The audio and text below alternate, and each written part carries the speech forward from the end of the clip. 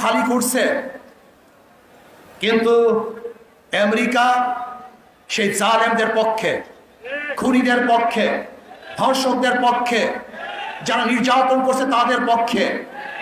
জালেমরা জালেমের পক্ষেই থাকবে, কিন্তু মাজলুমদের ঐক্য হতে হবে।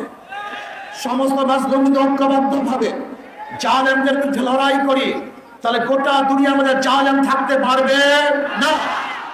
রাস্তায় আমাদেরকে মনে রাখতে হবে যে মুসলমান এমন এক জাতি, আলাম তারা আল্লাহ যাল্লালা বাহরাহু ওয়া আনজালা বিল কুফারি বিহাদিস জালাইলি দস্ত দস্তে দরিয়া বিনে হিসারে हमने दस्त दस्ते दरिया बिने हिसारे हमने बाहर जुल्मत में दौड़ाने या झोरा हमने। আমরা তো ওই জাতি যারা বুক পেতে শাহাদাত গ্রহণ করি, পীর পাদিরা করে নিন ইনশাআল্লাহ। আমরা যুদ্ধ করব, সংগ্রাম করব, লড়াই করব, জিহাদ করব, ফিলিস্তিন রাষ্ট্র কায়েম করব ইনশাআল্লাহ।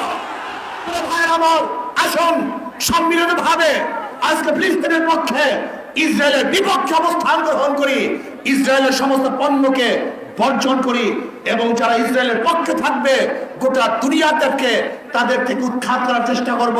আল্লাহ আমাকে এবং আমাদের সবাইকে ফিলিস্তিন রাষ্ট্র স্বাধীন রাষ্ট্র দেখার তৌফিক দান করুক, তাদের সাথে কাজ করার তৌফিক আল্লাহ দান করেন। আমা আলাইনা ইল্লাল বালাগ।